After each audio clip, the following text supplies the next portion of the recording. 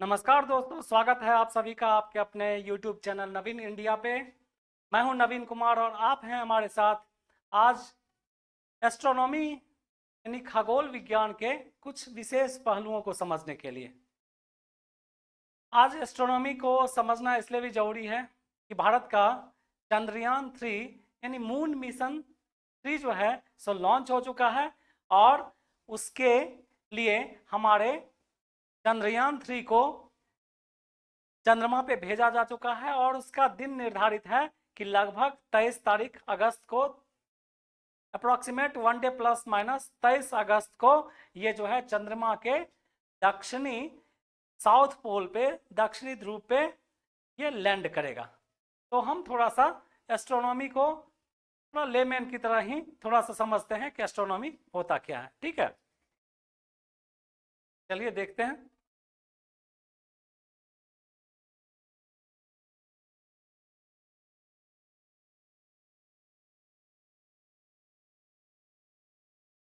Astronomy जो है तो लगभग इन सब चीज़ों को हम साइंस में भी पढ़ते हैं और ज्योग्राफी में भी पढ़ते हैं। ज्योग्राफी में भी पढ़ते हैं। ज्योग्राफी आप जानते ही हैं कि जियो और ग्राफी से मिलकर बना है। ये एक यूनानी शब्द है जिसमें हमें ज़्यादातर पृथ्वी के बारे में या उसका जो डिस्क्रिप्शन है, उसका जो वर्णन है, वो हम देखते हैं और समझते हैं।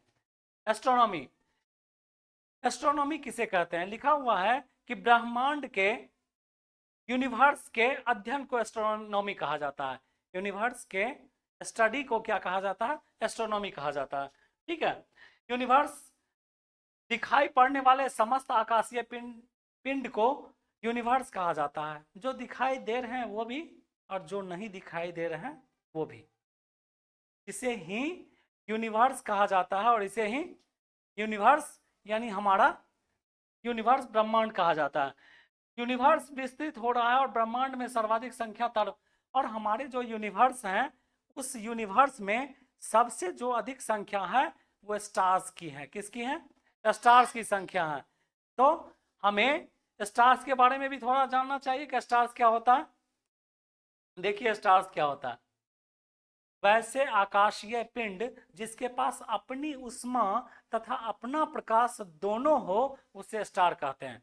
वैसे आकाशीय पिंड जिसकी अपनी उष्मा और अपना प्रकाश दोनों हो उसे उसे स्टार कहते हैं। ठीक है, आगे देखिए क्या लिखा कि तारे में, स्टार में हाइड्रोजन का फ्यूजन होता है, हीलियम में होता है।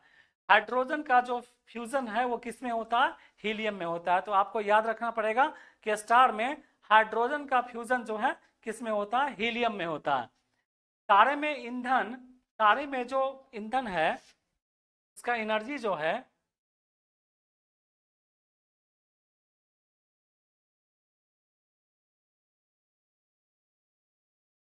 ठीक है, तारे में ईंधन प्लाज्मा अवस्था में रहता है। किस अवस्था में रहता है? प्लाज्मा अवस्था में रहता है। The fuel in the star remains in the plasma state. ठीक है, the fuel in the star, star में जो फ्यूल है वो प्लाज्मा स्टेट में रहता है। किस में रहता है? अगर आपसे कोई क्वेश्चन पूछे कि स्टार में फ्यूल जो है सो किस अवस्था में रहता है, तो प्लाज्मा के स्टेट में रहता है। किस में रहता है? प्लाज्मा के स्टेट में। स्टार का जो कलर है, तारों का जो कलर है, स्टार का जो कलर है, ठीक है, उसके पृष्ठ ताप पर निर्भर करता है। तो स्टार का कलर उसके सरफेस टेम्परेचर पर निर्भर करता है। स्टार का कलर उसके सरफेस टेम्परेचर पर निर्भर करता है। लिखा हुआ the colour of stars depend on the colours of stars depend on the surface temperature. उसके सरफेस टेम्परेचर पे उसका कलर निर्भर करता है। कोई आपसे अगर पूछेगा कि तारों का रंग किस चीज पे निर्भर करता है, तो आप उसका जवाब दीजिएगा कि स्टार्स के सरफेस टेम्परेचर पे। रेड जाइंट क्या होता है? ये कभी कभी हमेशा सुनने में आता है कि रेड जाइंट क्या होता है। ठीक है, क्या होता है? जब स्टार का ईंधन समाप्त होने लगता है, तो जब स्टार का ईंधन, उसका एनर्जी खत्म होने लगता है, तो उसका कलर में चेंजेस आके वो रेड जाइंट की तरह बन जाता है। मतलब रेड कलर में आ जाता है, इसीलिए उसे रेड जाइंट बोलते हैं। क्या बोलते हैं उसे? रेड जाइंट बोलते हैं। ठीक है, लाल रेड जाइंट का आकार बड़ा होने लगता है। सूर्य ठीक है, और इसका जो है साइज वो धीरे धीरे इंक्रीज करने लगता है। क्या करने लगता है? इंक्रीज करने लगता है। और क्या कहा गया है कि जब जब सन में ईंधन की कमी होगी और जब वो रेड कलर में कन्वर्ट होने लगेगा, यानी रेड जायंट के रूप में बदलने लगेगा, तो उसे लगभग वो 4 प्लैनेट्स को जला सकता है। 4 प्लैनेट्स को जला सकता है, जिसमें कौन कौन से हैं? बुध, ठीक है, उसके बाद शुक्र, यूरेनस, वेनस है, अर्थ है और मार्स है। यूरेनस, वेनस, अर्थ और मार्स, 4 प्लैनेट्स को अगर सूर्य में रेड जायंट बढ़ने की प्रवृत्ति अगर आई तो 4 प्लैनेट्स को वो जला सकते हैं। अब देखते हैं आगे। लिखा हुआ है कि व्हाइट डॉर्फ क्या होता है। व्हाइट डॉर्फ कभी आपसे पूछेगा कि व्हाइट डॉर्फ क्या होता है, ठीक है। इसे जीवाश्म तारा भी बोला जाता है। व्हाइट डॉर्फ को जीवाश्म तारा भी कहा जाता है, ठीक है। सुपरनोवा क्या होता है? सुपरनोवा, इसे विस्फोटक तारा भी कहा जाता है, ठीक है। एक्सप्लोसिव स्टार भी कहा जाता है। सुपरनोवा को अगर आपसे पूछे कि सुपरनोवा को दूसरा नाम क्या है, तो इसे एक्सप्लोसिव स्टार भी बोलते हैं, यानी इसे विस्फोटक तारा भी बोला जाता है। हमारे स्काई, आकाश में स्टार इसी तरह से लगभग ट्विंकल करते रहते हैं। ब्लैक होल के बारे में थोड़ा समझिए क्या होता है।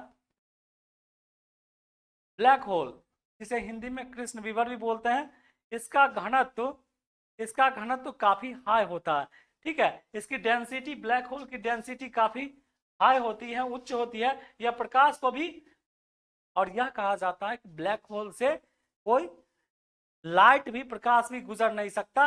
और इसका मतलब ये हुआ कि ब्लैक होल में के अंदर जो लाइट जाएंगे वो अंदर ही रह जाएंगे, वो उससे बाहर नहीं निकल सकता। ब्लैक होल में कुछ भी अगर जाए तो वो उससे बाहर नहीं निकल सकता।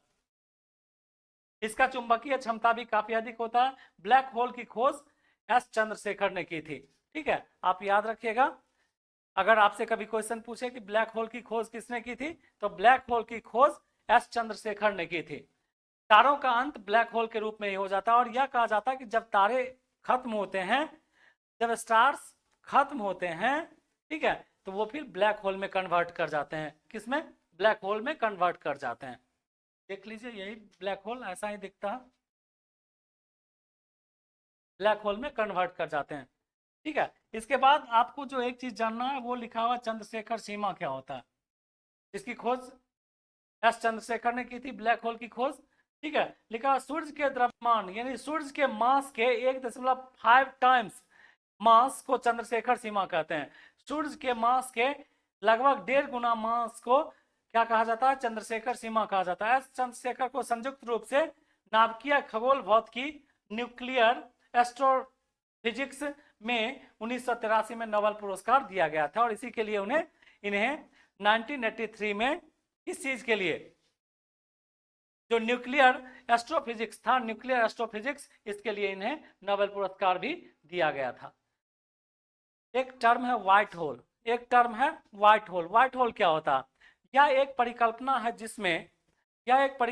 जिसमें यह मान लिया जाता है कि सभी प्रकाश एक ही बिंदु से आ रहे हैं। एक रिसर्च है जिसमें यह कहा गया है कि जितने भी तरह के लाइट हैं, जो भी लाइट हैं, वो किसी एक पॉइंट से ही आते हैं। जितने भी तरह के लाइट हैं वो किसी एक पॉइंट से ही आते हैं, ठीक है। ये देख लीजिए ब्लैक होल, ठीक है। गैलेक्सी, गैलेक्सी को हिंदी में आप जब ज्योग्राफी पढ़िएगा तो उसमें गैलेक्सी वगैरह का कई बार जिक्र होगा। गैलेक्सी को हिंदी में आकाश गंगा बोला जाता है। क्या बोला जाता है? ठीक है। और इसे हम समझेंगे, गैलेक्सी के बारे में अध्ययन करेंगे हम अपने नेक्स्ट क्लास में, इसे समझने का कोशिश करेंगे। तब तक के लिए थैंक यू।